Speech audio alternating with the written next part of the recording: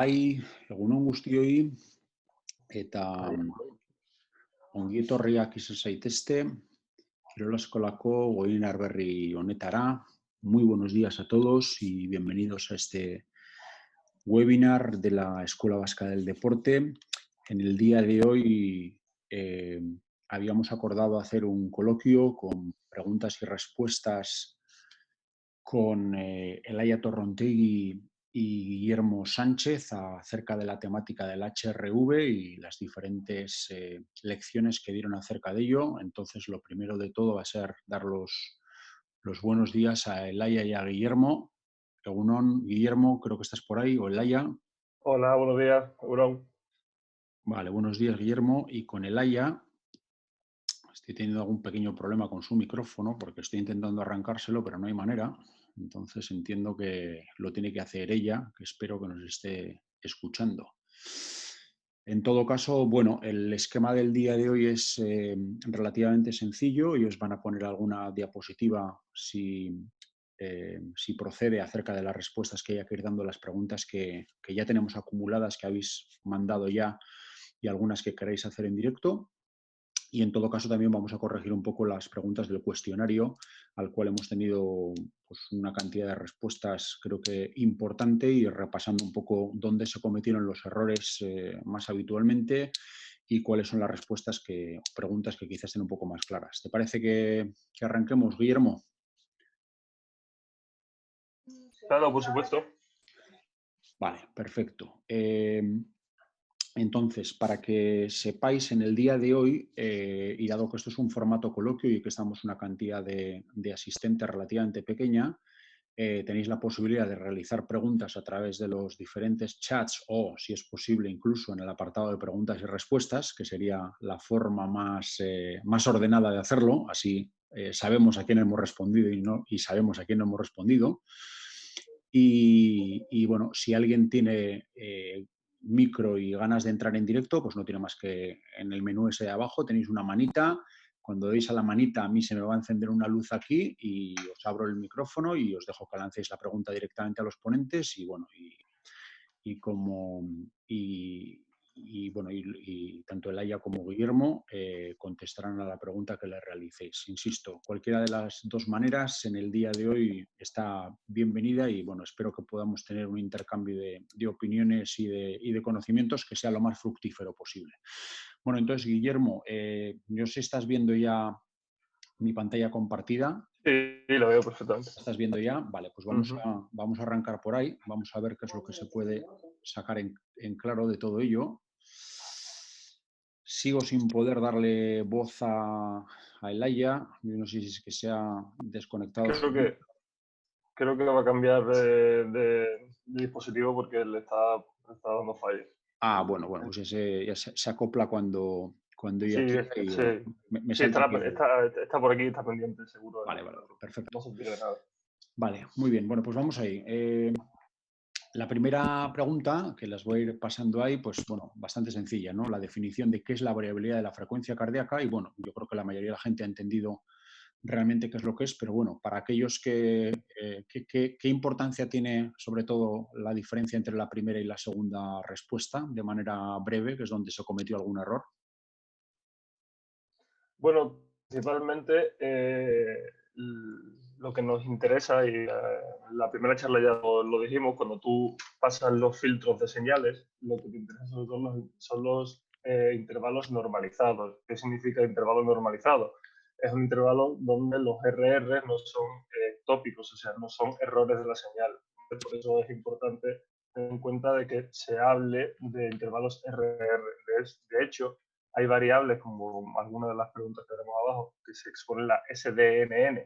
La SDNN no es más que la desviación estándar de los normalizados, ¿vale? Y bueno, es la principal diferencia, que es iba un poquito a la trampa también, pero es necesario saber qué significa eso de los intervalos RR normalizados. Pero es la respuesta más correcta. Vale. Pues muy bien, queda claro que los intervalos tienen que estar normalizados por la propia variabilidad que tienen entre ellos. Vale. Hola, ¿se me escucha? Sí. Vale, pues Sí, creo que sí. Creo que te has auto encendido el micrófono, lo cual está muy bien. Estábamos ya con las preguntas y respuestas del examen. Guillermo ha aclarado la primera. Y vamos con la segunda, ¿no? El registro de mediciones validadas para conocer el estado de la heart rate variability podemos encontrar, pues bueno, parece ser que la mayoría de la gente ha entendido que todas eran correctas. Sin embargo, hay quien ha pensado o que ha considerado que tienen que ser mediciones cortas o igual de 10 minutos. Esto quizá puede estar influenciado por la utilización de determinados dispositivos que marcan un protocolo de medición en concreto y la gente está, por así decirlo, acostumbrada a ello. Sí, exactamente. De hecho, es verdad que las personas que hayan elegido la primera opción son personas que sí tienen algún tipo de relación con la variabilidad de la función cardíaca y no es que sea incorrecta la primera opción, ¿vale? Lo que pasa es que las otras dos también son correctas. Entonces, bueno, es lo que la pregunta en sí, al final tienes que responder la más correcta de todas. Pero es la más aplicable, eso sí es verdad. ¿No? La medición corta de menos de o igual a 10 minutos es la más aplicable de todas, porque es la que al final te permite tener datos en un grupo grande de población, un equipo de trabajo, un equipo de fútbol, un equipo de baloncesto, cualquier tipo de persona es lo menos invasivo que hay, que es lo que es la variabilidad, que es muy poco invasivo, pero es lo más usable. Eso sí es verdad. Pero las mediciones largas de 24 horas, como son los tipo Holter, por ejemplo, para ver alteraciones cardíacas y que se utiliza la variabilidad como variable abanderada, ¿no? En este caso, es la más cuidada de todas, es la que más registro tiene y después a las mediciones nocturnas es muy interesante también para ver el estado de reposo y sobre todo ahora hay una tendencia muy bonita en la medición nocturna para identificar las fases del sueño, ¿vale? Así que, perdón por eso. Y bueno, la más correcta era la D, pero la A también podría ser correcta, aunque ya decimos que la pregunta es así. Muy bien. Vamos con la siguiente. En el registro de mediciones cortas iguales o menores a 10 minutos, ¿cuál es la variable que mejor representa la modulación del sistema nervioso parasimpático? Bueno, pues aquí ya ha habido un poco más de discrepancia porque, bueno, pues la NRMSSD parece que es la correcta. Sin embargo, hay quien se ha equivocado con las otras. ¿Dónde puede estar aquí un poco la explicación a este error? Bueno, al final cuando estuvimos hablando en la segunda charla de diferentes tipos de dominios, sí que hablábamos de todas ellas, ¿no? Por una parte teníamos el dominio de frecuencias, que sería esa primera opción del high frequency, lo nombrábamos, decíamos que dentro de los espectros, había 4 espectros, teníamos el very low, low, el high frequency y el low frequency. Y eran los dos que utilizábamos para hacer un ratio de simpático-parasimpático. Pero era un tipo de dominio que dejábamos un poquito más al lado porque recordábamos que el dominio de tiempo era un poquito el más comprensible y el que, pues bueno, estadísticamente mejor podríamos utilizar. El tema de la entropía también lo pasamos por encima y dijimos que era bueno, pues un tipo de medición más compleja. Guille hablaba un poquito de ella en la tercera de las charlas, y la segunda de las charlas, perdón. Y después las dos opciones que tenemos, la C y la D, son el SDNM y el logaritmo RMSSD. Entonces decíamos que con el logaritmo RMSSD, que realmente lo que hacemos es coger la raíz cuadrada de los intervalos normalizados y los pasamos les hacemos el logaritmo para poder ser un número más comprensible y que veíamos que esa era bueno, pues la variable más fácil, más sencilla y más directa con respecto al sistema nervioso parasimpático. Muy bien, pues vamos con la siguiente pregunta, que también ha sido bastante homogénea. Los agentes estresores son entendidos como una disrupción de uno de los estados del medio interno, la homeostasis. Ante esto se deben entender los mismos como, bueno, pues si queréis comentarlo, creo que esta te corresponde a ti, Guillermo. Sí, por supuesto. A ver, todos los agentes estresores, tanto bueno, del medio interno, del medio externo, para la discusión de la homeostasis del medio interno son necesarios. El problema es la magnitud de esos agentes estresores. Y obviamente si la magnitud supera a la capacidad adaptativa del sistema, lo saca de lo que es la zona de atracción, que lo hemos visto durante el curso también, ¿no? Esa zona al final es positiva sacarlo de vez en cuando de ahí porque mejora la estabilidad del sistema, por así decirlo, porque lleva al sistema a otros niveles de atracción más estables. Si lo saca durante mucho tiempo, al final el sistema no se puede adaptar y el fenómeno, por así decirlo, de estabilidad interna, que es como se conoce un poco la homeostasis, que no es el único estado de un sistema, ¿vale? Ni tiene por qué ser el mejor estado del sistema, pero eso afectaría al reequilibrio, a la readaptación de una nueva homeostasis. Entenderme de esta forma, de una forma como si fuera de multiescala, ¿vale? Me explico. Cuando tú estás entrenando, produces esa disrupción del medio necesaria para la mejora, para alcanzar otro nivel, ¿vale? Otra escala. Por lo tanto, la recuperación de la homeostasis no es una recuperación, si lo ponemos en una línea de tiempo, como si yo empezara en la semana 1 de mi periodo de entrenamiento, para nada. De hecho, cuando yo termino en mi semana 4, mi recuperación de la homeostasis, mi reequilibrio del medio interno no se parece en nada al medio interno que yo tenía en la semana 1. De eso se trata. Aunque se reequilibre el medio interno, es necesario que ese estresor esté ahí para una reequilibración del medio interno a una nueva escala, ¿vale? Pero si me paso, pues al final termino un poco pues jodiendo el sistema porque no se puede adaptar. Entonces, creo que ahí se ha entendido muy bien la pregunta y solo quería hacer ese matiz, esa corrección, ¿vale? Que a veces entendemos un poco la homeostasis como único estado de un sistema y el preferible y el que siempre tiene que estar y no tiene por qué ser así. Pues queda aclarada esa posible duda. Vale, con respecto al SNA, parece que hay también bastante consistencia en la respuesta. Si queréis comentar algo acerca de esa duda que ha existido con la primera opción del parasimpático. Por mi parte, no. Yo creo que está bastante clara y homogénea. Sí, parece que, bueno, pues alguno ha considerado que la afirmación tercera, que la trampa estaba precisamente en escoger la cuerda, porque la primera y la tercera eran correctas, por lo que veo.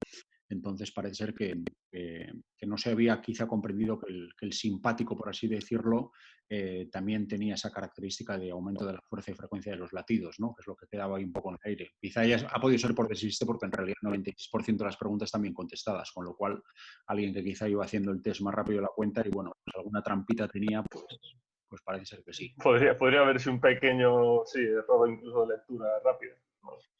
Sí, la verdad es que hay algunos tests que hay que leerse las respuestas un par de veces porque algunas tienen un poco de trampa, pero bueno, es también un poco parte del ejercicio de prestarle atención y poner concentración en esto, ¿no? Vale, aquí ya hay otra cuestión, porque aquí sí que hay bastante discrepancia o quizá no se haya entendido perfectamente bien la pregunta, entonces yo creo que merece la pena que nos detengamos un poco y veamos. Y además la pregunta es como muy genérica, ¿no? Y podría parecer muy importante, de hecho, para las recomendaciones, ¿no? En la práctica deportiva, para la medición del HRV, pues bueno, pues fijaros que hay una cantidad importante de gente que todavía no le queda claro cómo se debe de medir esto y en qué situación. Entonces, venga, como queráis, vosotros mismos, volver a explicarlo.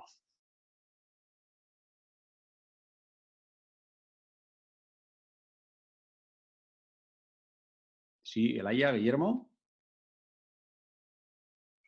¿Sí? Sí, ya está. ¿Ahora? Adelante. Ahora, vale, perfecto. Yo comentaba que al final de la charla creo que vamos a hacer también un pequeño resumen acerca de cómo hacer una medición, ¿no? Para que quede así un poquito más aclarado. Sí, porque parece que es uno de los temas estrella dentro de la conferencia. Vale. Venga, pues voy a empezar por el correcto, ¿vale? Que sería el tercero. Sería un registro corto con un sistema de registro que sea válido. Las condiciones basales, que serían, si recordáis la diapositiva que poníamos, era especialmente, bueno, para comienzos que podría ser nada más despertarnos por la mañana, cuando los agentes estresores durante el día todavía no van a incidir en nosotros, estamos en una condición más basal. Como hemos dicho antes, el logaritmo del RMSSD es lo que nos ayudaría a recibir información para la modulación parasimpática. El stress score sería el que nos daría información acerca de la simpática, de la rama simpática, y luego tendríamos un ratio simpático-parasimpático que sería el que nos daría información acerca de cómo está ese equilibrio entre el uno y el otro. Y ese ratio simpático-parasimpático lo sacábamos dividiendo el stress score del SD1, que recordamos que venía del gráfico Poincaré. Esa sería la correcta. A partir de ahí, ¿qué nos encontramos? Pues la pregunta A, por ejemplo, es muy similar, pero una vez más hay que estar un poquito atento porque lo que se le suma a la C es que es un sistema válido. O sea, no nos sirve cualquier medidor y tenemos que ser un poquito exquisitos en el tema de que esa medición de la variabilidad sea buena, porque si no el registro que vamos a obtener no va a ser válido para poder recibir la información. En el B encontramos registros largos, que podría ser, ¿vale? Pero tenemos que en nuestro caso, por ejemplo, las mediciones las vamos a hacer en basal y con mediciones cortas. Y en el D encontramos que metemos el high frequency para la modulación parasimpática, en vez de hacer el logaritmo, que sería lo que querríamos nosotros utilizar de manera más sencilla. Y por otra parte, el ratio, pues lo haríamos eso, con lo que hemos dicho antes, ¿no? Con el stress score dividido el SD1 en lugar del logaritmo dividido del RR, que sería el intervalo de latidos. Perdón, John, sobre todo aclarar una cosa. En la práctica deportiva, es donde se está preguntando en este caso, lo mejor son registros cortos por usabilidad, es lo que más o menos hemos comentado casi al principio de todo esto, ¿vale? O sea que los registros largos, quizá que nadie ha respondido, de hecho los registros largos, que eso me alegra, a pesar de ser los más válidos, son muy poco usables cuando tienes un grupo de población deportiva activa, ¿vale? Pero eso, bien. Bueno, pues podemos sentirnos satisfechos, por lo menos, como dices, con eso, ¿no? Que la gente por lo menos ha entendido que tienen que ser cortos. Espero que se sepa y se entienda la razón, que es una razón de pura práctica, de poder hacerlo todos los días y no dejarse la vida en el tema de la medición de HRV. Vale, pues venga, vamos con la siguiente pregunta, en la que se cuestiona identificar cuál de los siguientes atractores equivale a un modelo de atractor extraño, que indica alta variabilidad, capacidad de adaptación y poca predecibilidad. No están los dibujos aquí, pero bueno, si recordáis, el de la izquierda era uno que tenía, pues eso, mucha variabilidad y que tenía un dibujo muy, muy anárquico, y los de la derecha, pues poco a poco iban concentrándose más hasta prácticamente no tener ningún tipo de variabilidad, ¿no? Y parece ser que el de la izquierda lo ha visto todo el mundo. Sin embargo, hay quien considera que todos eran registros de alta variabilidad. Las imágenes yo creo que eran bastante claras, no sé si lo suficiente, porque alguien ha contestado. ¿A qué puede deberse el que no hayan entendido un poco el fenómeno gráfico de la variabilidad? Bueno, quizás podría compartir la pantalla yo, pero dejarías de compartir tu la pantalla. Entonces, bueno, pues no estar trasteando, creo que lo puedo explicar, ¿vale? A ver, realmente, o sea, hay una diapositiva en la... Me encantaría que algunas de las personas que quizás crean que todos son correctos, revise el vídeo número 2, ¿vale? En el primer tercio del vídeo hay una diapositiva donde me centro justo en esta imagen y obviamente no todos son los registros de alta variabilidad. Ya hemos dicho que los registros de alta variabilidad, cuando los exponemos en un plano, cuando queremos ver su imagen, llevan un tipo de dibujo, como bien dices, anárquico, más que anárquico, abigarrado, raro, incluso llega a ser hasta bonito esos registros, ¿vale? Ese dibujo que hace. Bueno, pues esas zonas donde hay algunas zonas donde parece que se concentran más, otras que se concentran menos, eso nos da la pista de la nube, donde se puede encontrar la variabilidad cardíaca y la zona de atracción. Cuanto más cerrado es el punto, ¿vale? Cuanto más condensado se encuentra o cuanto más fácil es de localizar en el plano, menos variabilidad cardíaca tiene. De hecho, la menor variabilidad cardíaca de todas en esa imagen es del punto que está a la derecha del todo, que es un punto. Eso es muy fácil de predecir con una ecuación. Y eso es lo que no le gusta a tu corazón o a cualquier sistema biológico que tenga que adaptarse al medio. Entonces, claro, esa imagen podría darse en varios casos. Uno de ellos puede ser en la práctica deportiva muy intensa, ¿vale? Pero otro, si se está haciendo en reposo, esa modulación es totalmente errónea, sobre todo totalmente insalubre. Y de hecho es un corazón que está a punto de morir, el de la derecha del todo. Es una persona que está a punto de morir seguramente.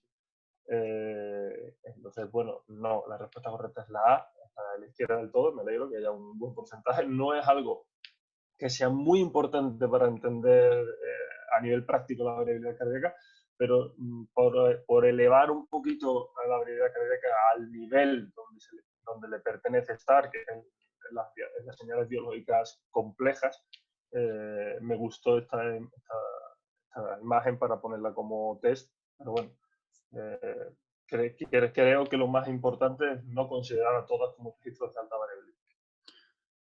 Sí, no, y además estoy de acuerdo contigo que el hecho de que pueda ser graficado, sobre todo cuando hablamos de conceptos tan complejos, tan teóricos, tan matemáticos, por así decirlo, también Exacto. sirve un poco para almacenar la información como una fotografía, ¿no? Y no como un mero dato o como un mero acrónimo, Eso es. que Sí, siempre sí. dificulta más la comprensión del sistema. Entonces, bueno, pues yo creo que identificar con la imagen el concepto de la variabilidad creo que puede ser muy útil, sobre todo cara a la memoria a largo plazo.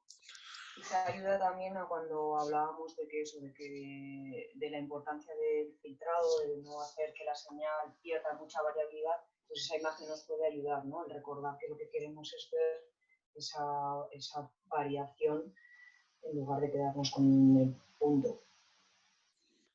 Vale, pues queda esa puntualización registrada.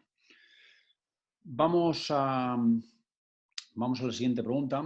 Después de una sesión de entrenamiento, que es importante subrayar esto porque parte de la respuesta estaba vinculada a este trozo del enunciado, los estudios han demostrado que la recuperación de la variabilidad de la frecuencia cardíaca a valores basales depende de la duración del entrenamiento, tal cual. Bueno, en principio todo el mundo entiende que la intensidad y la duración tienen que ver y asimismo el estado físico del sujeto, su nivel deportivo, su nivel de entrenamiento en ese momento. Y bueno, pues la segunda y la tercera eran correctas. Sin embargo, hay quien ha pensado quizá que el nivel del sujeto, su estado físico, no tendrían que ver, porque obviamente si no, no habrían marcado la 2. Repasamos un poco este concepto para que quede claro, porque creo que es capital dentro del webinar. Bueno, hablábamos de que la variabilidad de la frecuencia cardíaca después del entrenamiento tenía una curva de retorno a su estado basal. Entonces, la condición física o el estado físico del sujeto va a condicionar ese retorno a los valores basales.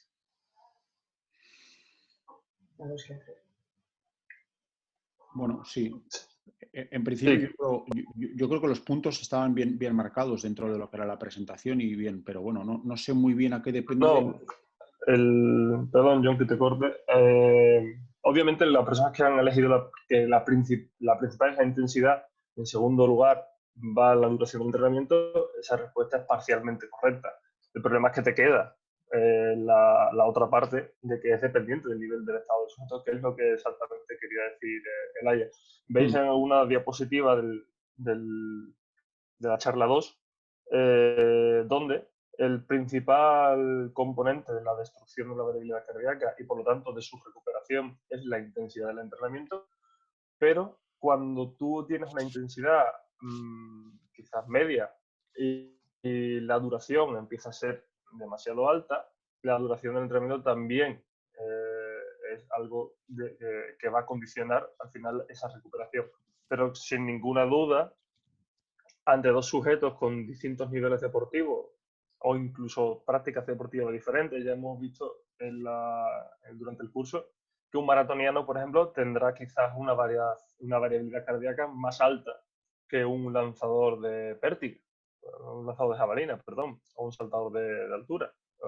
Entonces, tienen niveles dependientes o sea, tienen niveles físicos o de rendimiento deportivo muy altos. Sin embargo, es que una de las modalidades exige mucho a la variabilidad de la frecuencia cardíaca. Entonces, lo normal es que en intensidades donde los tres atletas estén corriendo, el maratoniano al final, a una intensidad relativa parecida, quizás recupere mejor por el tipo de entrenamiento que lleva.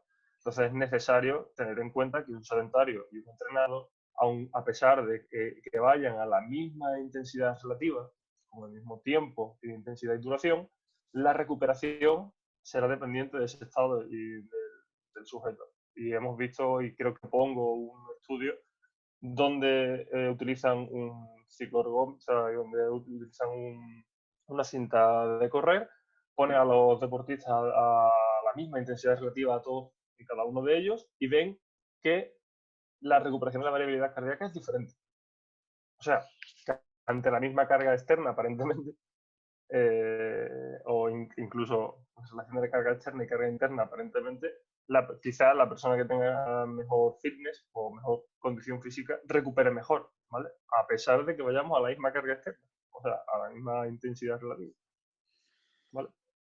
Pues La sí. pregunta, como ha comentado otras veces Guille, no es, o sea, tanto la segunda como la tercera son correctas, no es que sea una de las dos, sino que las dos hay que tenerlas en cuenta. Creo que queda bastante puntualizado de esta manera. Vale. Aquí ya hay más variabilidad en la respuesta. Señala en qué momento de los propuestos puedes usar la HRV como variable para cuantificar la carga interna de una sesión. Era simplemente elegir en qué momento. Pues durante, que afortunadamente no lo ha elegido nadie, después del ejercicio, durante la medición de la carga, y fíjate que pone precisamente a la mañana, que es un poco complicado porque es antes de realizar el ejercicio, y puedes usarla en cualquier momento para tal fin. No parece ser que haya quedado muy claro cuándo hay que realizar la medición, porque si no, no entiendo tanta respuesta diversa. Vale, pues yo supongo que el tema de la medición de la mañana habrá sido porque dentro de las diapositivas lo que comentábamos era que el gol estándar para hacer un registro de cómo va yendo el deportista y cómo va evolucionando, comentábamos esa medición basal de la mañana, pero precisamente cuando hablábamos de esa medición, lo que destacábamos era que los estresores del día, entre ellos el entrenamiento, no estaban presentes o estábamos haciendo una medición en basal, cuando todavía no se había expresado o no se había hecho esa ruptura de homeostasis. Entonces, bueno, pues esa pregunta sería un poquito trampa, ¿no? Como decir, a ver, sabemos que la medición basal es la que queremos para hacer un registro largo e ir viendo cómo evoluciona el deportista, pero precisamente en esta pregunta que lo que estamos haciendo es cuantificar la carga interna de una sesión, pues esta medición no nos serviría. Durante el ejercicio queda claro, no hay ningún azul, y lo que nos encontrábamos en cualquier momento para tal fin, pues tampoco, porque lo que queremos es, igual que hablamos en la pregunta anterior, ¿no? Una vez que termina el entrenamiento y hasta que llega otra vez a sus condiciones basales, el deportista, dependiendo de la intensidad que haya tenido ese entrenamiento y de la condición física que tenga, tendrá una curva de retorno diferente. Entonces, eso es de lo que hablábamos en esta pregunta. Sí. Insisto, creo que el enunciado y la lectura atenta de las respuestas daba muchas pistas acerca de qué es lo que había que responder, pero quizá pues la gente se ha ido un poco a la respuesta más superficial y más rápida que le ha venido a la cabeza en cada momento, ¿no? Entonces, bueno, eso. Luego esto lo voy a hacer un pequeño corolario con estas respuestas rápidas y os voy a preguntar a ver si responden al fenómeno que yo creo que responde. Pero eso lo vamos a dejar para el final. Vale.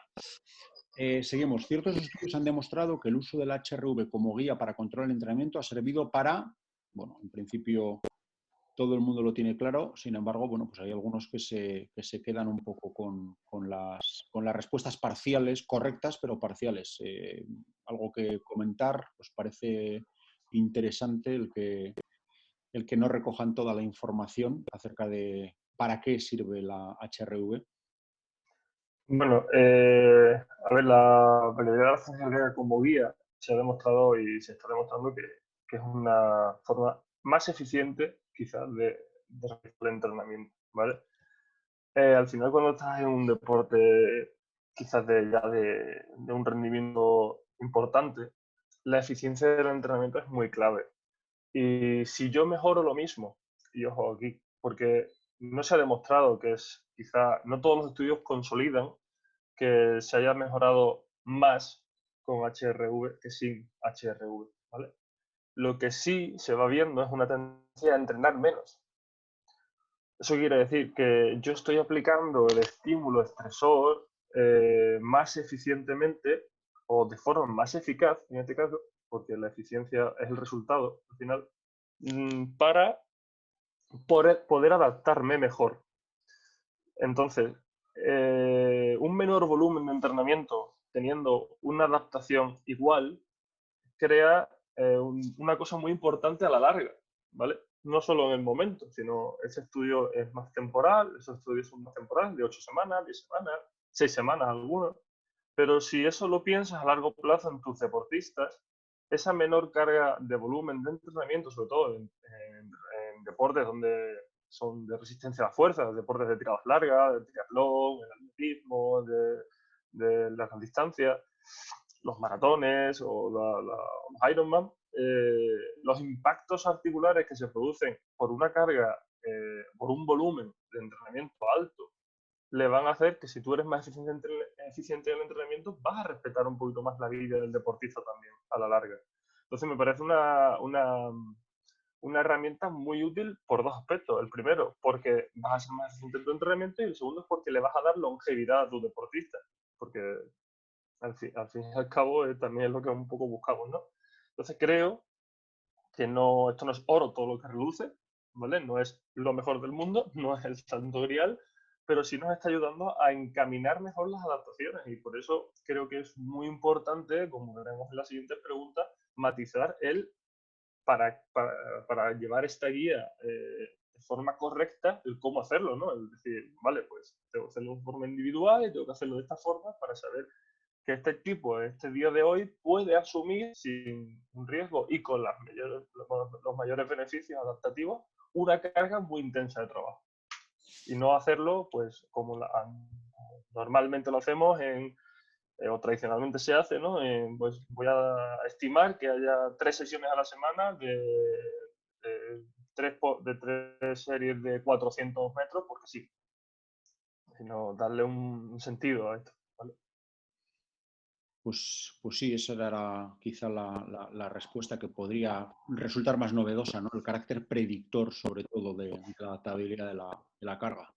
Bueno, en la siguiente puedo comentar porque afortunadamente parece ser que todo el mundo lo tenía claro y adivinado bien, pero bueno, parece ser que no sé si queréis comentar algo, porque creo que es la primera respuesta que vemos con pleno de aciertos. Bueno, la verdad es que para nosotros era bastante importante que la gente comprendiera el contexto, no solo la utilización de la variabilidad, sino que esa información de la variabilidad se contrastara con diferentes variables, pues como hablábamos, ¿no? Que podían ser el wellness, que podíamos hacer también valoraciones neuromusculares. Entonces, que es esta pregunta en concreto sea un 100%, pues la verdad es que es bastante... satisfactorio. Bastante, sí, satisfactorio. Bueno, pues venga, pues seguimos hacia adelante. Esta mola. Esta no hemos tenido tanto éxito. Un deportista de muy alto nivel que ha realizado una correcta asimilación de cargas se encuentra realizando el tapering 3 días antes de una competición. ¿Qué resultados cabe esperar? Bueno, pues ya veis que no hay mucho consenso acerca de lo que se pretende esperar, con lo cual la evaluación, depende de qué entrenador sea, puede ser de muy diferente Vale. orden. Por lo tanto, vamos a repasar este punto que parece que no está muy claro. Vale, muy bien. Mira, en primer lugar, esto es muy dependiente de la persona, ¿vale? O sea que incluso me faltarían opciones a poner, ¿vale? Y te diría más, cuando vas conociendo a tus deportistas, sabes dónde más o menos se van moviendo, pero con la ciencia en mano, ponemos en la pregunta un deportista de muy alto nivel, ¿vale? Si es un deportista de muy alto nivel, normalmente su variabilidad de la frecuencia cardíaca está en un estado que no tiene mucho ya margen de mejora. O sea, la capacidad adaptativa de ese sujeto ya es muy alta, la variabilidad ya suelen ser muy alta. Y bueno, como todo en la fisiología tiene un tope, un techo, ¿vale? Cada vez tiene menos margen de mejora. Están más cerquita de ese margen posiblemente que sería en otros contextos genéticos, ¿no? Bien. A partir de aquí, lo indeseado sería, por ejemplo, que la variabilidad cardíaca subiera mucho y la persona estuviese en una situación de wellness, por ejemplo, mala, con mucha ansiedad, con falta de sueño.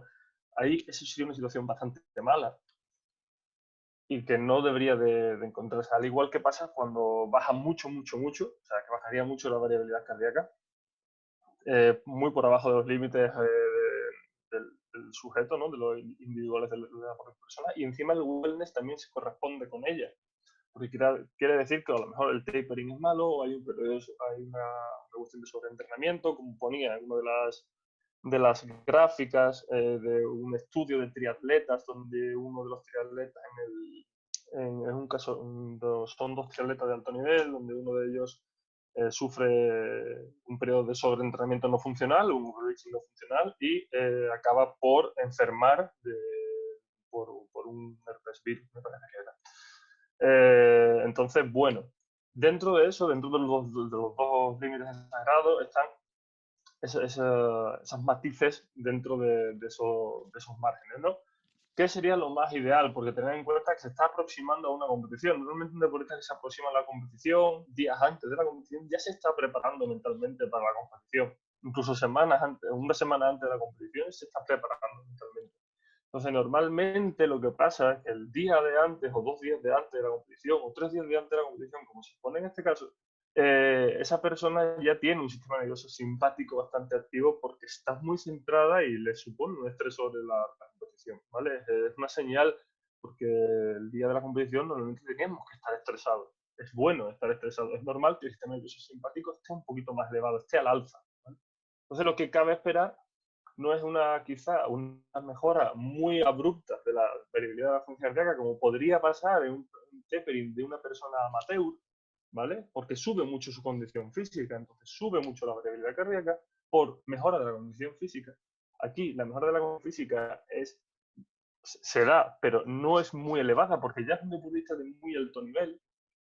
Y lo que sí podría pasar es que bajase la variabilidad cardíaca, bajase un poquito por abajo de sus límites o se mantuviesen esos valores basales, que quizás esos valores basales ya se consideren un valor quizás por encima, ¿no? Ya ese valor basal que tú comparas al principio del ciclo y tal, esa bajada es una bajada normal por predisposición a la competición, ¿vale? Siempre y cuando el wellness se encuentre en un buen estado, o sea, siempre y cuando su capacidad de humor, de sueño, su dolor muscular, su fatiga general, las mediciones neuromusculares o algún test que tú realizas de rendimiento sean buenos.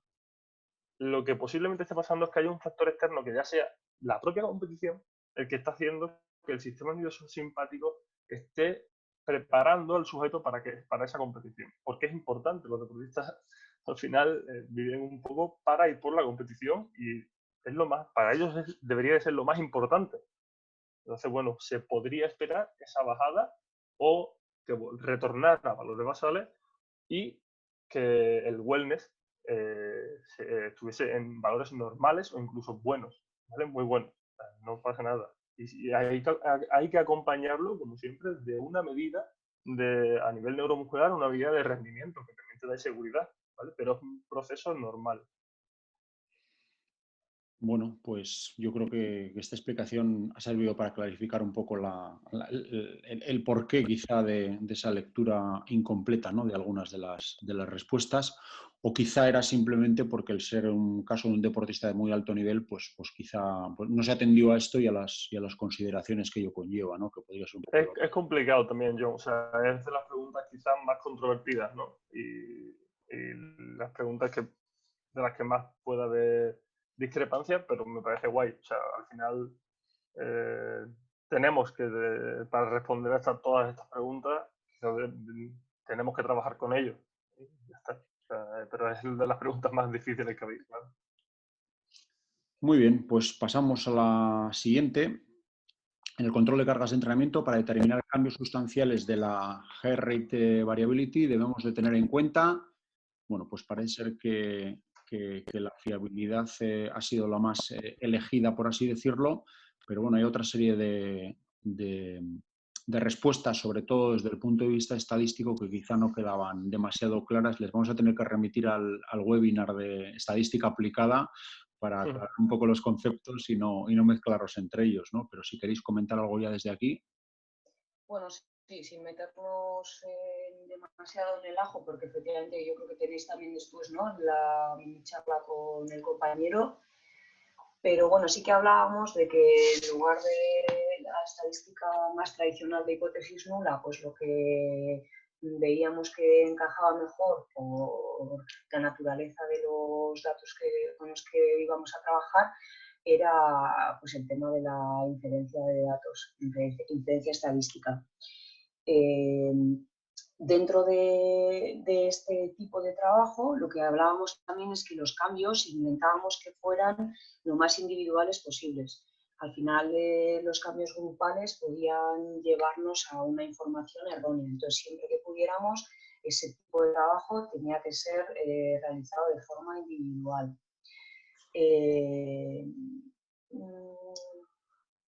Vale, la tercera es la que ha sido mayormente entendida, ¿no? Es esencial obtener los datos de fiabilidad de test para establecer los estadísticos. Al final necesitamos que esos test que estamos haciendo tengan una fiabilidad y esa fiabilidad la podemos hacer. Lo mejor sería hacerlo intrasujeto, que tuviéramos esos datos, esa fiabilidad estuviera obtenida a partir de los datos que tenemos del propio deportista.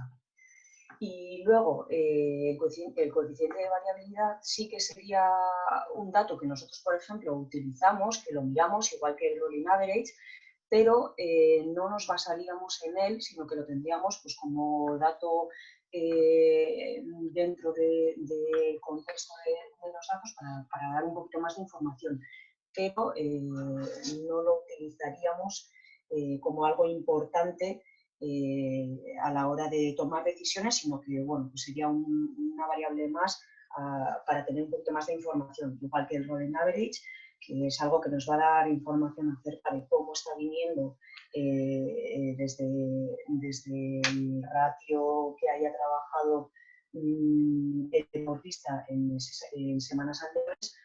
Y está bien saber cómo va esa evolución, pero bueno, pues sería algo que no entenderíamos como lo más importante o lo más determinante a la hora de tomar decisiones. Quería quizás añadir una cosita sobre esto. El coeficiente de variación semanal y el rolling average de cualquier variable, sobre todo de variables como la variabilidad de la frecuencia cardíaca. Autores como Boucher, Plius o algunos otros encontraréis y ellos encuentran utilidad a esto de hacer este tipo de análisis, ¿vale? De coeficiente de variaciones semanales, incluso te digo que conforme estás mejor en tu rendimiento, el coeficiente de variación semanal será menor, o que deberías de subir el coeficiente de variación semanal porque la carga interna que le estás metiendo al sistema no es suficiente para que tenga disrupción, o se basa en el rolling average para ver la mejora o el empeoramiento de la variabilidad. Bien, esto es un problema añadido, y es, si estás quitando la frecuencia cardíaca como variable que enmascara la realidad de una señal biológica como es la variabilidad de la frecuencia cardíaca, si a la variabilidad de la frecuencia cardíaca le haces un rolling average, estás cometiendo el mismo error que cuando usas la frecuencia cardíaca. Entonces, lo importante al final es tener variabilidad. No es malo tener variabilidad, ¿vale? Otra cosa es que tuviera una tendencia subida o de bajada muy, muy incrementada. Y como bien ha dicho Elaya, lo podéis utilizar de guía, pero cuidado, ¿vale? Bastante cuidadito con esto porque se podría llegar a cometer, y de hecho, comete el mismo error que prácticamente se hace con las frecuencias cardíacas, ¿no? O sea que, bueno, un poquito tenemos que tener eso en cuenta, simplemente. Vale, pues vamos a ver qué es lo que sucede con la siguiente. En los estudios que han utilizado HRV como guía para la distribución de las sesiones de alta intensidad se demuestra que, bueno, pues parece ser que la mayoría, casi que 3 de cada 4, consideran que se ha detectado una mayor eficiencia en el entrenamiento con una menor variabilidad, pero no, pues no parece ser que el otro 25% esté muy de acuerdo o lo tenga demasiado claro. Entonces vamos a poner el punto sobre este área que creo que es importante. Vale, me alegro que la mayoría de vosotros hayáis escogido esa opción. Creo que para mí es la más correcta de todas. Pero es verdad que la opción que podría ser completada con estudios que hicieron, bueno, la respuesta A podría ser completada con estudios que hicieron con población de élite. Vale, entiendo un poco la problemática. Entiendo un poco la problemática, pero quizá la respuesta más correcta es que sí, que se haya detectado, en este caso, la mayor eficiencia del entrenamiento, ya que la opción A es errónea, debido a que no se han detectado mejoras mayores en este grupo en todos los parámetros de entrenamiento por encima del grupo tradicional, que es lo que comenté en una pregunta anterior. Entonces, la pregunta C es parcialmente correcta, pero la pregunta A es incorrecta, por lo tanto, la pregunta C, que es donde está un poco la discrepancia de todo esto, ¿vale? Por eso, porque es la A y la C, queda completamente, queda un poco anulada, porque la opción A no es correcta. Pues bueno, pues esperemos que con esta explicación quede aclarado. Bueno, y vamos ya con la última, que había que elegir la respuesta más completa dentro de las que se ofrecían. Y bueno, pues en lo que es el control de cargas del entrenamiento a través de la HRV, pues parece ser que todo el mundo tiene claro que era la segunda y la cuarta, entendiendo que la HRV es, perdón, un magnífico medidor de carga interna y que tiene que ser de alguna manera alternada o secuenciada con la utilización de cuestionarios bien percibidos o de estado de percepción más o menos en paralelo. Pero bueno, algo que querráis comentar acerca de esto. Bueno, una vez más, eso, queríamos que quedase pues latente o que quedase grabado en todos vosotros el tema de que el uso de la variabilidad de la frecuencia cardíaca es una herramienta buenísima, la información que nos da es muy válida tanto para ver la situación actual del deportista como la modificación de la programación en base a eso, pero que siempre, en nuestro caso por lo menos, consideramos que eso hay que unirlo al resto de variables y crear un contexto de información que pueda ser mucho más directo y que pueda ser mucho más válido. Una vez más, comentando, por ejemplo, la pregunta de la que hablábamos del tapering, ¿no? Al final, puede que la variabilidad en un caso en concreto pueda subir o bajar y cualquiera de las dos opciones podría ser positiva, dependiendo del contexto en el que estemos. No, una variabilidad más elevada o una variabilidad más baja no es sinónimo de mejora o de empeoramiento, sino que es necesario contextualizarlo con las otras variables para ver, y junto con la situación actual, ¿no? Porque como decía Guille en esa respuesta en concreto, la situación de competición de por sí supone un estrés añadido que es bueno que ese deportista tenga ese estrés. Entonces, es necesario contextualizar esos valores de HRV que tengamos y a partir de ahí tomar decisiones. Bueno, pues yo creo que ha sido un buen repaso a todas las preguntas del cuestionario que, bueno, obviamente no era obligatorio, sino que era recomendable, que ha respondido un poquito más de la mitad de la gente que estaba inscrita en el webinar y que algunos incluso pues han tomado la molestia de venir un poco a la sesión esta de corrección de las preguntas. Yo, bueno, antes de empezar con las preguntas de los asistentes al webinar, quería lanzar una pregunta que la he ido elaborando un poco viendo sobre todo las respuestas a esto. Atendiendo a esta última pregunta, que podría ser un buen ejemplo de ello, y atendiendo también a las preguntas que eran claves acerca de cuánto tiene que durar una medición y cuándo hay que realizar una medición, me da la impresión de que hay mucha gente que el conocimiento adquirido, en vez de ser a base de leer cierta documentación o atender a cierto tipo de enseñanzas, como pueda ser este webinar, está un poco excesivamente influenciada por el manejo de ciertos dispositivos que te dan una receta muy sencilla de seguir, pues mídase usted esto en estas condiciones y de acuerdo a esta manera, y cuando tenga estos resultados, pues esto quiere decir que bien o esto quiere decir que mal, o sea, algo extremadamente simple y que probablemente, eso lo tendréis que decir vosotros, pues porte ciertos sesgos o ciertas limitaciones desde el punto de vista de la interpretación de ese dato, pero que de alguna manera sustituye esa precisión por facilidad en el uso. Entonces, creo que hay técnicos o deportistas que han asimilado ese sistema de funcionamiento y cuando van a responder a estas preguntas, pues responden aquello que hacen normalmente o aquello que les ha dicho el sistema o máquina de turno correspondiente que hay que hacer y lo han asimilado como bueno.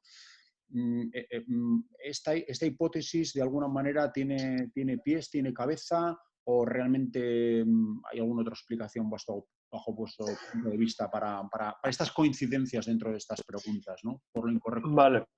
Vale, empiezo yo y si quiere añadir algo de Laia, se una después, ¿vale? A ver, para todos, creo que menos da una piedra. O sea, no vayamos ahora con la concepción de que estas aplicaciones no sirven. De hecho, hay algunas que están validadas, hay otras que están pendientes de validación y hay otras que, bueno, hay que cogerla un poco más con pinzas, ¿vale? Yo, por lo tanto, buscaría aquellas que están normalmente bastante mejor contrastadas, como puede ser Elite HRV, que creo que está pendiente de validación, HRV for Training o IFLET es una que está validada, o incluso ya ir a algo más, un poco más, para un poquito más caro, que es el FirstBit, ¿vale? FirstBit para mí es si pagas el software y tal, que si estás dispuesto a pagarlo, pues me parece una herramienta bastante muy buena. La verdad es que me parece muy buena el aparato de FirstBit. Estarías consiguiendo mediciones muy acertadas, ¿vale? Es verdad que para tener un manejo de la variabilidad, pues necesitas manejar quizás cubios, necesitas tener un Excel propio donde utilices herramientas estadísticas, que es una de las cosas más importantes que hay, herramientas estadísticas propias individuales al sujeto y tener un conocimiento estadístico. Entonces, cuando estas aplicaciones te dan esa señalización incluso de semáforo, de facilidad, de que sea sencillo de entender, no te están mintiendo, ¿vale? Pero quizás si lo que vas buscando es una excelencia deportiva, tú tienes que buscar una excelencia también como técnico en las cosas que haces. Entonces, bueno, ¿sirve? Sí. ¿Hasta qué punto? No te lo podría decir, ¿vale? Porque si lo que quieres realmente es la practicidad, pues bueno, pero tienes que tener en cuenta que tienes el error, ¿vale? Y que todavía no he visto ninguna aplicación que realmente utilice un análisis estadístico importante para la toma de decisiones correctas, ¿vale? Entonces, bueno, yo no quiero ahora que diga, hostia, lo que he hecho no sirve para nada. Sí que sirve, también, bueno, te he dicho, no la piedra, pero tenemos que un poquito ir evolucionando a algo más. Entonces, bueno, no sé si lo que quieres que te responda John es quizás algo más concreto. No sé si quieres No, que te diga algún software, si quieres que te diga algo. le robo la palabra a Elaya para hacer una puntualización. Has hablado de aplicaciones que trabajan específicamente con ello. Dentro de lo que yo pensaba, me refiero sobre todo al nivel de utilización usuario, pero usuario más básico desde el punto de vista de practicante del deporte. O sea, la pulsera de Xiaomi, Ah, vale, 25 te entiendo. euros, y lo vamos a enlazar con la validez luego de los propios aparatos, porque hay una pregunta de alguna oyente en ese sentido, pero yo a lo que me refería es, yo no tengo ningún problema en ponerme como ejemplo, si utilizo lo que se llama el índice de estrés, que es una medida indirecta y derivada, por así decirlo, del HRV medido a través de una marca comercial como otra cualquiera, que es Garmin, el hecho de que me diga, mídetelo así, mídetelo de esta manera, y si da este dato, bien, y si da este dato, mal. Es muy fácil de entender por mí, ¿no? No tengo Sí, que realizar ningún tipo de ejercicio. Y como ya estoy acostumbrado de alguna manera y me resulta relativamente sencillo entender ese método, a la hora de tener que de alguna manera lo que pretendíamos con este webinar, ¿no? Hacer ver que sí, la HRV es una cosa muy bonita, pero tiene su complejidad, tiene sus especificidades y de alguna manera hay que atender a ellas si quieres ser preciso. Si no, pues bueno, pues te quedas eso es, el otro juguetito claro. y sigues leyendo el horóscopo y si crees que lo crees, en Pues yo realidad creo, es John, esto, ¿no? que más que una pregunta, lo que estás haciendo es contestar Claro, directamente. O sea, al lo has final, hecho muy bien. directamente con la introducción no has descrito. Una cosa es que yo, a nivel de usuario, yo, por ejemplo, ya como deportista retirada, salga en un momento a correr si me da la chaladura o quiera diariamente pues ver cómo me encuentro, ¿no? Y otra cosa es que ya como técnico deportivo quieras empezar a afinar y quieras empezar a trabajar un poco en el control de cargas de tus deportistas y para eso necesitas una individualización. Entonces, bueno, yo creo que lo has dejado transparente, nítido. Es verdad que sí, que en el aspecto de tus pulseras, por ejemplo, las famosas pulseras, la, la fotopletismografía, o sea, el sistema que utiliza la pulsera para la medición de la frecuencia cardíaca y, por lo tanto, esa variabilidad, no es un sistema validado para la variabilidad. ¿Vale? No, quizás algún estudio encuentre que no es un mal marcador, pero al final tienes que hacerlo muy correcto porque en el momento en que se mueva esa pulsera tendrá mucho error y no tiene demasiada validez. Entonces, si lo que queremos es ir un pasito más allá, pero sin volvernos al deporte de élite, un pasito más allá, al menos utilizar una app que utilice bandas de frecuencia cardíaca. Una banda Polar, una banda Garmin, una de las bandas Polar validadas son, por ejemplo, la H10, la H7, la H6, me parece que también está, Polar, Garmin, pero si queremos dar un salto más de calidad, por lo menos, no utilizar las pulseras, sino utilizar una banda de pecho, ¿vale? Por lo menos por ahí.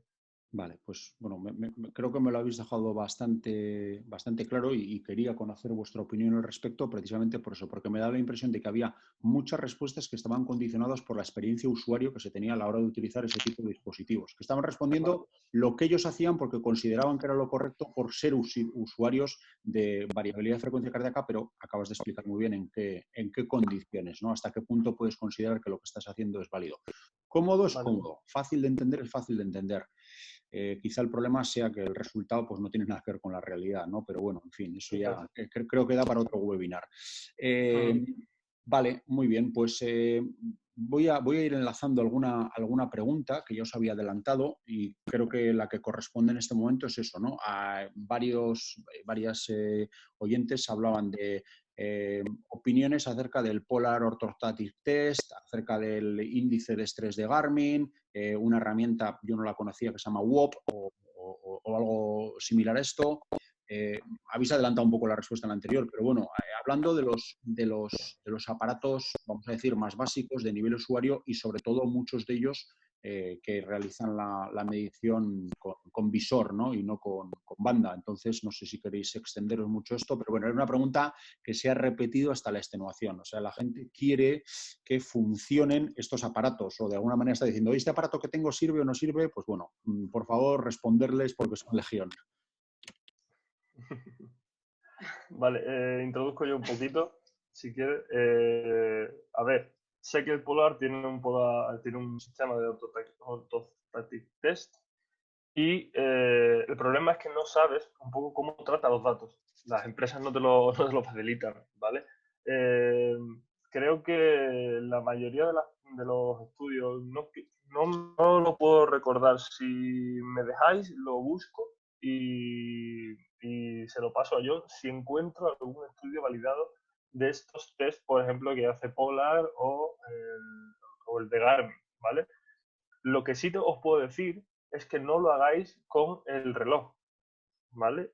Lo que sí, si lo vais a hacer, hacedlo con la banda, por lo menos. Porque creo que además el Portland no te lo permite hacer ni con la fotoplestimografía. Te lo permite hacer con la banda. Por el error que ya tiene la pulsera de Polar, ¿no? El reloj, sí. Por otro lado, esto no implica que los Polar o los Garmin no estén validados para el registro de los intervalos RR. Ojo, eso no es así. O sea, los Polar y los Garmin están validados para el registro de los intervalos RR, comparados con Holter o comparados con electrocardiografía. Pero tendrías que meterte en el software de Polar Flow en este caso, no sé cómo se llamará ya ahora, o en los de Garmin, Polar a bajarte. Orthostatic Test, preguntan en concreto. Parece que es Claro, el... exacto, ese es el que tú te haces con el reloj, pero después las bandas, tú si sincronizas con el reloj el Polar Flow, que es como la parte de software que hay en tu ordenador, Sí. podrías bajarte el registro del intervalo RR y analizarlo aparte. ¿Vale? Eso sí te lo permite hacer. Pero he encontrado, y me pondré si queréis hoy mismo a echarle otro vistazo, si el Polar Autotest Test está validado. Es que no lo he encontrado. No he encontrado que se valide el test en sí. He encontrado que la banda, obviamente, de Polar está validada para el registro, pero igualmente utilizan cubios y utilizan otras herramientas para el análisis de los datos. No utilizan el reloj Polar, ¿vale? Entonces, bueno, permitidme que lo busque por si hay algo nuevo, pero ya te digo que en el último año no he encontrado nada de eso, ¿vale? Y básicamente es un poco así, es que no te puedo decir nada más porque encima las empresas no te facilitan cómo se está haciendo la medición. Te dicen, esto es así, lo tienen capado y no puedes mirar. O sea, no puedes ni mirar dentro ni comprobar qué intervalo se está cogiendo, qué filtrado tienen, cuánto dura la medición, no te lo permiten hacer. Entonces, bueno, Vale. se hace un poco difícil entonces adivinar si eso realmente es válido o no. Bueno, entonces, vale. a eso se le podría añadir que, o sea, para que esa información, es decir, haces ese registro de RR y tanto el Garmin como el Polar te va a dar una información válida de ese registro, ¿vale? Pero tú después de ese registro, lo que está diciendo Guille, es eso, tendrías que hacer ese filtrado, tendrías que procesarlo, ¿vale? Y la otra opción de la que os hablaba Guille, de lo que se trata es de ciertas aplicaciones ya validadas o en uso de validación que lo que hacen es hacerte ese filtrado. No va a ser tan válido como cuando tú ya en un nivel más elevado haces propiamente ese filtrado y lo haces de manera individualizada, con estadísticos individualizados, pero un previo paso a eso sí sería una aplicación como puede ser el LTHRV, que lo que haría es darte una información acerca de los datos que has registrado y un filtrado que es pues eso, como un paso intermedio que no sea tan avanzado, es válido para utilizar junto con otros contextos. Yo animo a los usuarios que tengan esa duda a que, por ejemplo, tanto para iOS como para Android, tienen la aplicación de Elite HRV, que se la bajen, que utilicen la banda de Garmin o Polar y después, si quieren, en el mismo momento o el mismo día, que se hagan el orthostatic test y que un poco vean la relación que hay entre uno y otro, pero eso a día de hoy no se ha validado, no se ha comparado a esas aplicaciones con eso, porque incluso algunas de las aplicaciones todavía están pendientes de validación por la complejidad que tiene un poco esto. Pero creo que un pasito más, si queréis daros, es bajaros esas aplicaciones, que es completamente gratuita, bastante más interesante, y aprendéis, y seguramente aprenderéis más de la variabilidad, porque en la aplicación te la explica, te da explicaciones, te muestra los dominios de tiempo, dominios de frecuencia. O sea, es bastante didáctica, ¿vale? Y es un pasito más. Muy bien, pues vamos con otra pregunta. Ha quedado claro un poco cuál debería de ser el criterio de utilización de los dispositivos, cuál es y cómo. Vamos con otra pregunta. ¿Qué influencia puede tener la adaptación psicológica en una competición de varios días sobre la variabilidad de frecuencia cardíaca? Una competición de varios Vale. días y la adaptación psicológica que pueda tener o qué influencia puede tener esa adaptación psicológica o la evolución, por así decirlo, en una competición de varios días. Bueno, pues, a ver, no sé exactamente si lo que quieres que te responda es que esa persona está entrenando psicológicamente para competición y cómo le afecta la variabilidad o... Yo creo que en una competición de varios días lo que hace ver es que, por así decirlo, como esa competición puede tener unos resultados y esa serie de resultados pueden afectar pues, a mis expectativas, a mi moral, a la valoración que hago de los propios resultados, ¿cómo podría plasmarse eso o qué podemos esperar por el hecho de que considere, que creo que la pregunta va por ahí, aunque no lo menciona, si los resultados no me están saliendo como yo pensaba a lo largo de esa competición o a lo largo de los días que dura esa competición, ¿cómo se va a manifestar o cómo podría llegar a manifestarse eso dentro del HRV? ¿O es independiente eso de la propia HRV? No, no es independiente, por supuesto que no. De hecho, a ver, te puedo poner un caso ejemplo, porque, por ejemplo, en badminton jugamos partidos todos los días hasta la final. Conforme avanzan los días, incluso cuando ganas de una forma u otra, la variabilidad también se afecta al día siguiente. ¿Cómo afecta el resultado? Te puedo decir, cuando un deportista pierde, en este caso, la variabilidad cardíaca normalmente del día siguiente es muy mala, es bastante mala, porque normalmente esa persona no deja de pensar en ese partido, porque esa persona no deja de, o sea, duerme peor, el estado de ánimo es mucho peor, entonces se ve que incluso perdiendo quizás el primer partido, el primer partido de la competición, ¿vale? Donde vas fresco, vas bien, cuando tú juegas el siguiente, la variabilidad cardíaca suele ser peor y el wellness lo acompaña. Porque, es decir, vale, la fatiga no es tan alta como para haber perdido tanta variabilidad.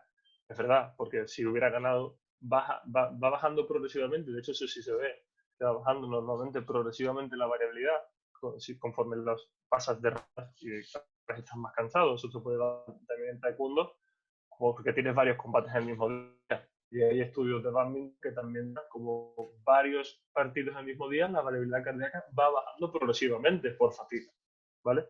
Pero si pierdes, tienes la variable de infección a nivel mental, exactamente, a nivel psicológico. Y seguramente se destruye más, porque esa noche esa persona no dormirá tan bien, dormirá mal, estará de mal humor, se despertará con más fatiga, con la que ya encima tiene la propia competición.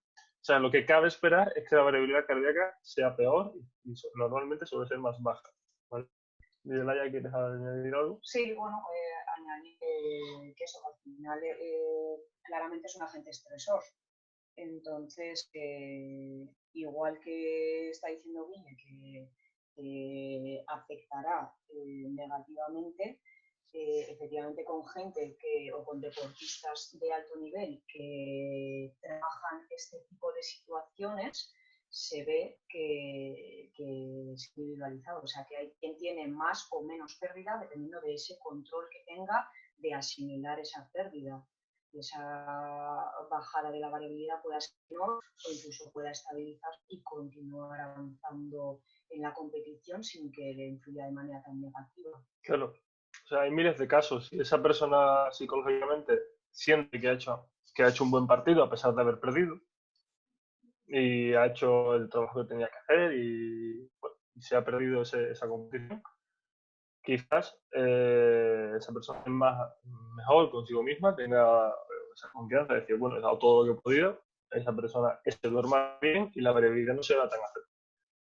Si es al contrario, la variabilidad seguramente se afecte más, porque es cascada. Al final, a nivel emocional empiezas a perder, ese nivel emocional te lleva a tener un peor sueño y esa noche duermes peor y al día siguiente pues tienes peor humor, tienes peor sueño, estás más fatigado y por lo tanto la herida cardíaca es un resultado de la carga interna, ¿no? Es un resultado de esa recuperación, un resultado de cómo las distintas partes de un sistema están interactuando entre ellas para darte ese resultado. Así que sí que se cabría esperar un cambio y cuanto peor sea psicológicamente esa condición para ser deportista, porque haya estado peor psicológicamente o haya estado peor preparado, seguramente peor será el resultado o más grande será el cambio en magnitud. Vale, pues yo creo que queda bastante clara la respuesta. Vamos con una pregunta que tenemos aquí registrada de José. En la medición Sí. post-entreno, ¿qué protocolo debemos de seguir? Si es que habría algún protocolo, ¿no? ¿Tiempo después del entrenamiento? ¿Qué condiciones? Etcétera. Se ha repetido varias veces esta pregunta, tanto en la exposición como en el examen y demás, pero bueno, parece ser que no queda claro. Repitamos, por No tanto. pasa nada. No pasa nada, José. Una respuesta muy sintética, si puede ser. Claro, mira, te recomiendo que sigas un poco a José Naranjo Orellana, que es el que está siendo abanderado de esta parte del control de la variabilidad cardíaca post-entreno. A partir de ahí, te diré que lo normal es hacerlo dejando los 5 primeros minutos post-ejercicio, los descartas, no lo ten en cuenta, ¿vale? Y mides desde el minuto, o incluso los 10 primeros minutos de ejercicio, cárgatelos, porque ahí hay por mucho ruido de señales, sobre todo a nivel de respiratorio del propio deportista, ¿vale? Porque hay una frecuencia respiratoria muy alta. Y coge de los 10 minutos de post-ejercicio, a nivel práctico, hasta los 15 minutos post-ejercicio. Con 5 minutos de emisión te vale, ¿vale? Y en función de cómo haya sido la intensidad pues, y la duración, pues sabrás cómo va a ser esa recuperación. Normalmente se hace sentado, ¿vale? El deportista tiene que estar sentado, tranquilo, le haces el control de la movilidad cardíaca durante esos 5 minutos. Lo normal es que no hable con nadie y ya previo a eso, si quieres, le puedes preguntar pues otras variables como es la RPE o cualquier otro marcador que quieras medir, la pérdida en salto vertical, si quieres hacerle un control de lactato, bueno, pues lo puedes hacer y después ya a partir de ese momento lo dejas tranquilo durante 5 minutos, normalmente sentado, ¿vale? Hasta que termine la medición. 5 minutos de medición. Después de los 5 de haber estado, vamos, el periodo de 5 minutos justo después del entreno es en los que descansa y después ya, pues en medición, ¿eh? Sí, por hacerlo más sintético, del post 10 al post 15, por ejemplo. ¿Vale? Los primeros 10 minutos después del entreno te lo cargas. Muy bien, pues vamos con otra pregunta. ¿Es correcto medir la variabilidad de frecuencia cardíaca con picos altos de cortisol que podrían darse entre las 9 y las 10 de la mañana, 6, 7 de la tarde? Es buena pregunta, porque estará condicionada seguramente. Y además el cortisol ahí es verdad que tiene los picos más elevados. El problema que tienes es que si tú haces eso, tendrías que hacerlo en otro momento del día donde haya más factores externos. Por ejemplo, imagínate que te tienes que levantar, irte al trabajo o irte al CAR donde estés, CAR de Granada, CAR de Madrid, CAR de León o el club donde tienes que ir. Te tienes que meter dentro de una sala, te tienes que o estar con otros compañeros, interactuar con otras personas, haber recibido llamadas durante esa mañana, haber desayunado, haber tomado café. O sea, se coge esa medición porque es la medición, a pesar de la buena pregunta del cortisol, quizás sea la medición más estable, más basal, ¿vale? Pero si lo que quieres, si te preocupa un poco eso, lo mejor quizás sea que utilices un registro nocturno de eso.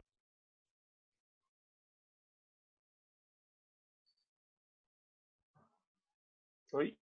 Sí, se ha cortado un poquito. Mejor que registre Sí. un registro nocturno, es lo último que se ha oído. Sí, que si le preocupa la situación del cortisol, que quizás lo mejor sea que registre que haga un registro nocturno del sueño vamos, es muy interesante para ver, por ejemplo, los estados de recuperación, que a esa sí sería una medición mucho más larga y te quitas el problema de ese cortisol. Pero ya te digo que si quitando ese problema de cortisol, si te vas a otra situación del día, quizás sea peor, porque ya la variable está mucho más influenciada por otros agentes. Vale. Elaya, ¿querías decir algo más o pasamos al siguiente? No, estoy con Guille. Al final, una de las condiciones para que se pueda comparar día tras día es que más o menos cumplamos las mismas o estemos en la misma situación de medición. Entonces, algo tan sencillo, por ejemplo, como que en el desplazamiento, en moto o en coche, por ejemplo, al centro al que vayas, tengas un pequeño susto con un coche o te estén pitando, te va a influir en tu estado anímico. Entonces, bueno, por eso le damos importancia a que si son mediciones cortas diarias, sea a primera hora del día. Muy bien, pues queda creo yo, bastante clara la respuesta al efecto del cortisol. Siguiente pregunta. ¿Se puede predecir la fatiga adrenal? Pues me parece que no tengo respuestas para eso. Creo que no. Creo que no. Creo que es que el problema es que si empezamos a hacer relaciones lineales perdemos el sentido de todo esto. Porque no creo que la fatiga adrenal explique el 100% de la fatiga. Y sí creo que la medición adrenal cardíaca sea un output de un sistema completo.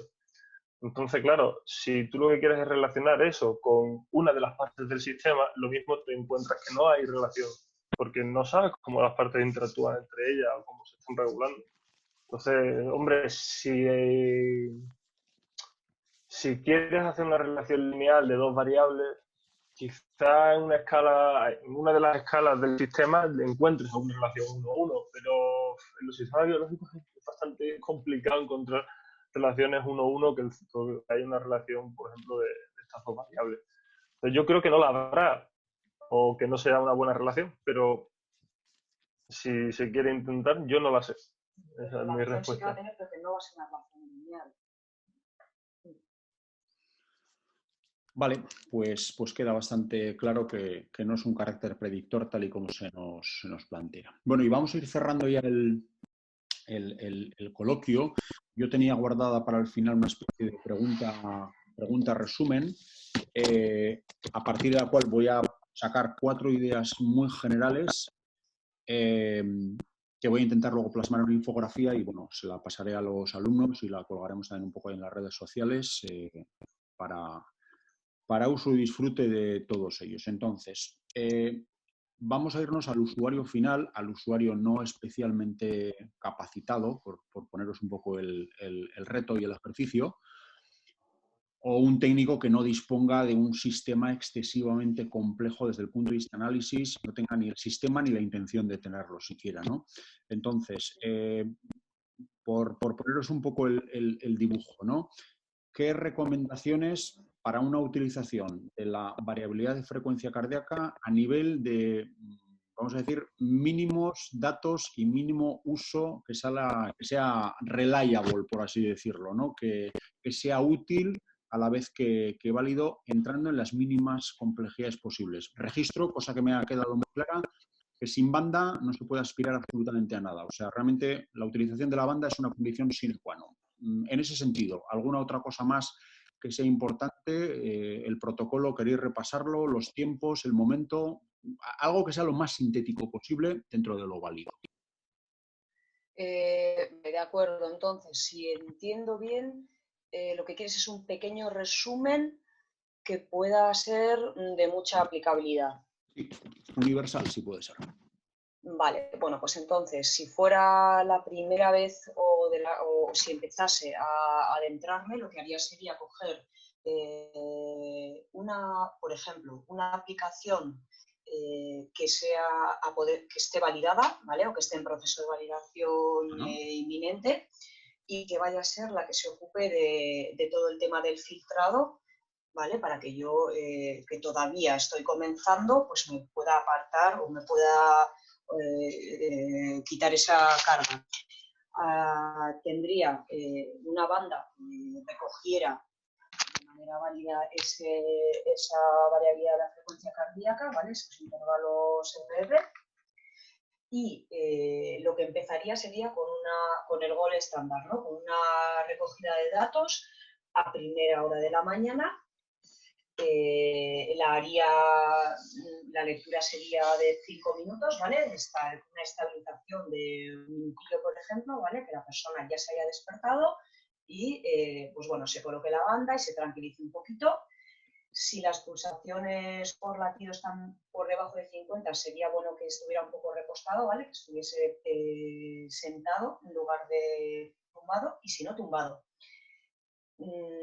Hacer la medición, que van a ser 5 minutos mínimo, entre 5 y 10 minutos de registro, y junto con ese registro de variabilidad, de una manera muy sencilla, se puede hacer un cuestionario de wellness que nos mida la calidad del sueño, el DOM, el dolor muscular, fatiga general y estrés y humor, por ejemplo. Esos 5 ítems.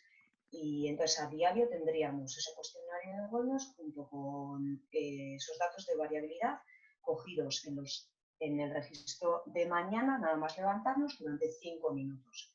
Esos datos los registraría la aplicación del ITHRV, por ejemplo, que es una aplicación gratuita que para iniciar me va a facilitar ese tramitado de datos, y recibiría la información acerca de la variabilidad basal de ese día, que junto con el cuestionario pues ya me estaría dando información acerca de cómo se encuentra el deportista y de cómo ha asimilado la carga del día anterior. Vale, fenomenal. Eso sí, importante, que el registro sea diario, día a día. No sirve de nada que hagamos un registro un día a la semana. Tendría que ser algo pues eso, que el deportista se comprometiera a hacer diariamente. Vale, fenomenal. Esta sería la parte básica para ver la asimilación, por así decirlo, de la carga en el día a día. Repíteme, por favor, el nombre de la app gratuita, que esto seguro que le interesa a muchísima gente.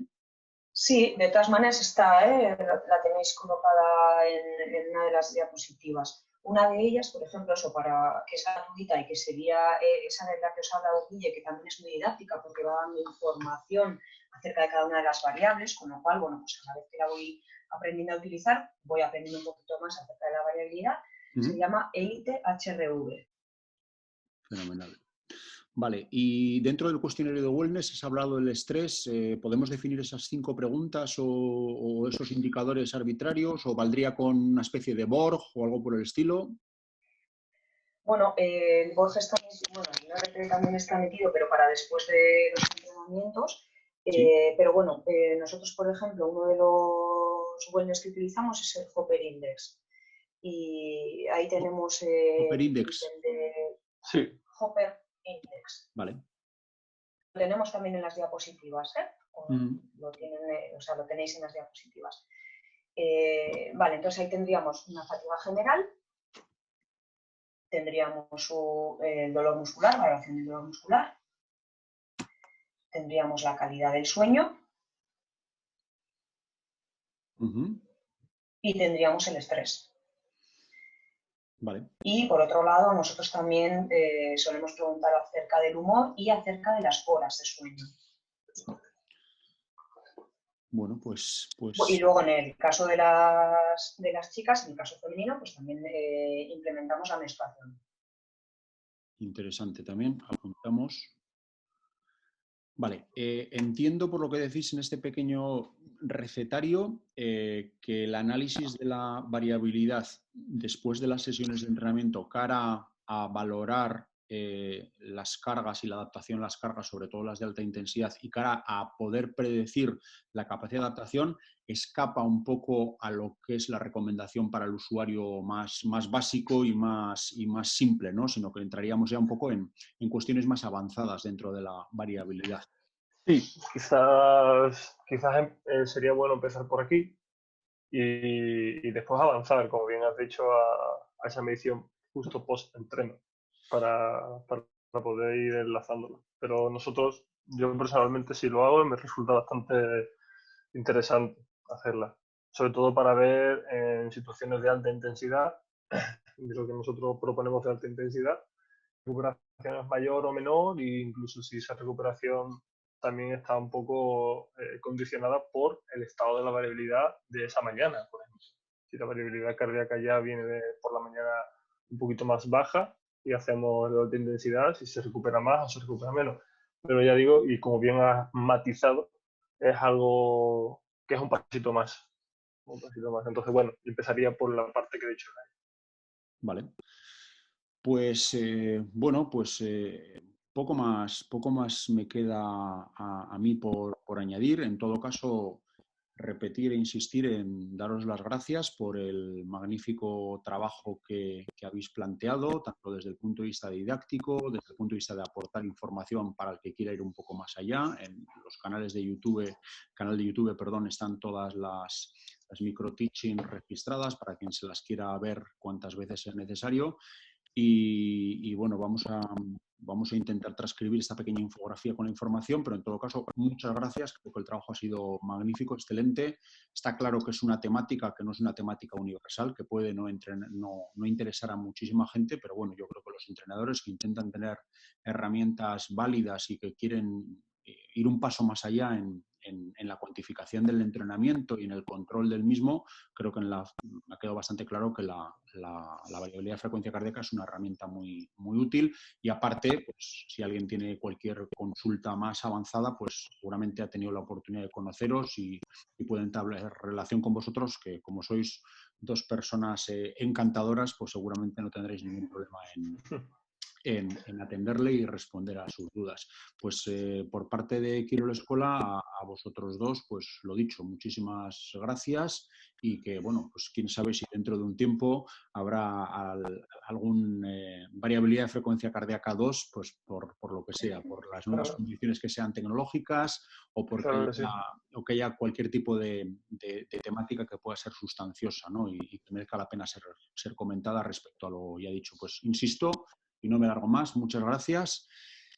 Y al resto de oyentes y asistentes, pues también muchísimas gracias por vuestro interés, por vuestra atención. Habéis sido muy fieles en este tiempo y, bueno, en este formato, que evidentemente es un formato que es más complicado, pero que creo que va más allá desde el punto de vista de conocimiento y sirve realmente para trabajar temáticas muy concretas y temáticas que tienen cierta complejidad respecto a otras que quizás son un poco más generales. Va Bester Gabe. Nosotros también queríamos agradeceros la oportunidad de haber contado con nosotros. Por supuesto, tanto Guille como yo estamos a disponibilidad tanto de Quirol Escola, que eso ya hemos tenido un par de ocasiones en las que hemos estado junto con vosotros y nos encontramos muy a gusto. Y para cualquiera de los oyentes también, dudas que puedan surgir, nos quedamos a su disposición. Bueno, Guille quería comentar, que se queda un poco en el tintero, que bueno, lo ha comentado ya de hecho, uno de los pioneros a nivel nacional con el que nosotros empezamos a adentrarnos en el mundo de la variabilidad es José Naranjo, y tiene, bueno, pues varias charlas o... Sí, varias charlas, tiene bastantes investigaciones y sobre todo creo que podría ser muy útil, ¿vale? Daros esta última recomendación, que él tiene un pequeño librito, una pequeña guía, que se llama Variabilidad de la frecuencia cardíaca. El nombre de la persona es José Naranjo Orellana, y podéis encontrar su libro en Amazon. Es pequeñito, es bastante útil y es una guía que podéis ir teniendo y para coger también un punto de soltura, y me parece que es una herramienta bastante útil para seguir avanzando. Simplemente era eso, oye, pero... Bueno, pues nos quedamos con esa recomendación, que seguro que también es muy útil. Insisto, la que está agradecida es Quirol Escola por vuestra dedicación y vuestra profesionalidad. Y sin más, despedimos a todos los oyentes, alumnos y alumnas. Esperamos que sea útil todo lo que hemos puesto encima de la mesa. Y bueno, pues no queda más que despedirnos. Hasta la próxima. Mañana tenemos estadística a las 10 de la mañana, también con un coloquio muy interesante. Y bueno, pues sin más, que paséis todos un muy buen día. Agur. Muchas gracias. Agur, Mila esker, Agur. guztioi.